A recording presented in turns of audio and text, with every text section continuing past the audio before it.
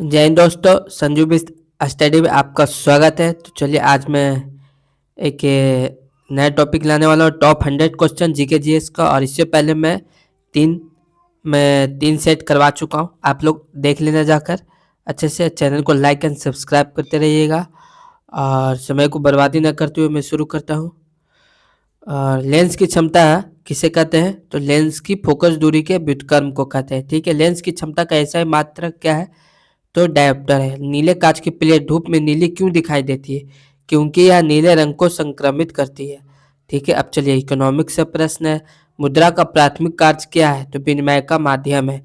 मुद्रा किसका मापक है? तो मूल्य का है। ठीक है, वित्तीय भुगतान का कार्य कौन करती है? तो यह मुद्रा करती है। चलिए आगे। भारत में राष्ट्रीय आय का आकलन करने वाली एजेंसी कौन सी है?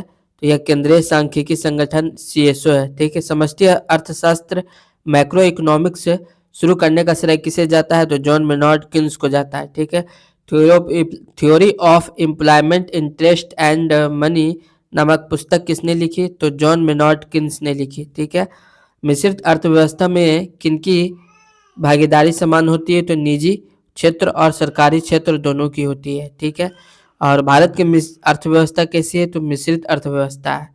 ठीक है, आगे। मिश्रित अर्थव्यवस्था को सबसे पहले किस देश ने अपनाया था? तो यह फ्रांस ने अपनाया था। चलिए क्वेश्चन देखते हैं 13। पूंजीवादी अर्थव्यवस्था का मुख्य उद्देश्य क्या होता है? तो यह अधिकतम लाभ और न्यूनतम कल्याण के लिए होता है। भारतीय संविधान और राज्य व्यवस्था से प्रश्न। राज्य कार्यपालिका से संबंधित प्रावधान संविधान के किस भाग में है? तो यह 6ठे भाग में है। ठीक है, राज्य कार्यपालिका से संबंधित अनुच्छेद कौन से हैं? तो यह अनुच्छेद 153 से 67 है। ठीक है, त्रिवेणी नहर किस नदी पर बनी है? तो यह गंडक नदी पर बनी है।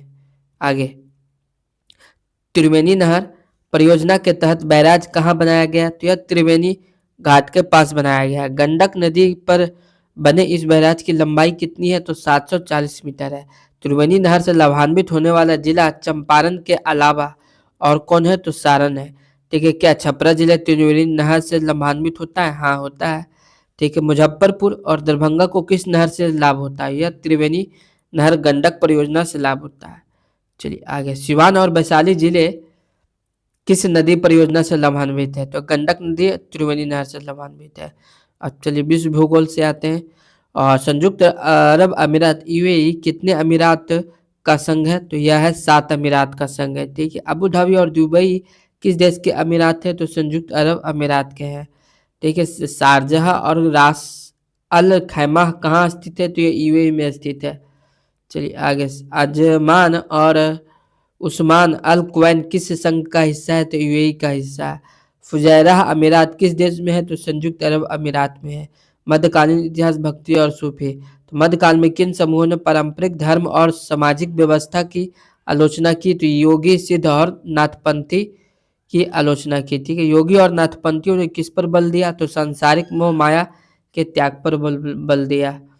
आगे, इन समूहों के अनुसार मुक्ति का मार्ग किसमें निहित था? तो ये निराकार परम सत्ता पर ध्यान लगाने में था। निराकार सत्ता के साथ एकाकार होने के लिए उन्होंने किन अभ्यासों पर जोर दिया? तो योगासन, श्वास व्यायाम और ध्यान पर जोर दिया। योगी सिद्ध समूह किन जातियों के बीच विशेष लोकप्रिय हुए? तो निम्न जातियों के बीच विशेष लोकप्रिय हुए। इन समूह की आलोचना ने उत्तर भारत में किस पंथ की आधारशिला रखी? तो भक्ति धर्म और मार्ग की आधारशिला रखी। चलिए अब आगे देखते हैं दक्षिण भारत का इतिहास, संगम युग। तो संगम युग के बारे में जानते हैं। संगम युग का संबंध भारत के किस राज्य से है? तो यह तमिलनाडु राज्य से है। दक्षिण भारत का इतिहास किस काल से जुड़ा है? तो यह संगम काल से जुड़ा है। संगम शब्द किस धातु का है? तो यह संस्कृत धातु का है, संस्कृत भाषा का है। संगम का शाब्दिक अर्थ क्या है? तो यह सभा है। संगम काल में किन 3 वंशों की चर्चा मिलती है? तो चेर, चोल और पांड्य वंशों की चर्चा मिलती है। संगम काल में 3 संगीतियां किन राजाओं के नेतृत्व में आयोजित हुई? तो पांड्य राजाओं के रूप में आयोजित हुई। लाल चेर किसे कहा जाता है? तो लाल चेर किसे कहा जाता है? चेर शासक सेनगुट्टवन को कहा जाता है। पत्नी पूजा, कानगी पूजा किस चेर शासक ने शुरू की? तो लाल चेर सेनगुट्टवन ने की। भारत के बाहर किस राजा ने पत्नी पूजा शुरू की? ताम्रपानी श्रीलंका के राजा ने की। ठीक है, और संगम काल में किस देश से व्यापार भारत के पक्ष में था? तो यह रोम से था। ठीक है, आगे। तोल्कापियम की रचना किसने की? तोल्कापियम की रचना किसने की? तोल्कापियर ने की। ठीक है, तोल्कापियम किस विषय का ग्रंथ है? तो यह तमिल व्याकरण का है। अब दिल्ली सल्तनत से आते हैं। लाख बख्श किसे कहा जाता है? तो कुतुबुद्दीन ऐबक को कहा जाता है। ठीक है, भारत में तुर्की राज्य का संस्थापक किसे माना जाता है? तो ऐबक को माना जाता है। कुतुबुद्दीन ऐबक का राज्याभिषेक कब हुआ? तो जून 1206 ईस्वी में हुआ। ऐबक ने अपनी राजधानी कहाँ बनाई? तो लाहौर में बनाई। ठीक है, आगे। ऐबक को लाख बख्श क्यों कहा जाता था? तो क्योंकि वह लाखों में दान दिया करता था। कुतुबुद्दीन का निर्माण किसने शुरू करवाया? तो ऐबक ने करवाया। कुतुबुद्दीन का निर्माण किसकी याद में शुरू हुआ? तो सूफी संत ख्वाजा कुतुबुद्दीन बख्तियार काकी के याद में शुरू हुआ। ठीक है, कुतुब मीनार का निर्माण कार्य किसने पूरा किया? तो इल्तुतमिश ने पूरा किया। इल्तुतमिश किस वंश का था? तो गुलाब वंश का था, जो कि उलवरी तुर्क था।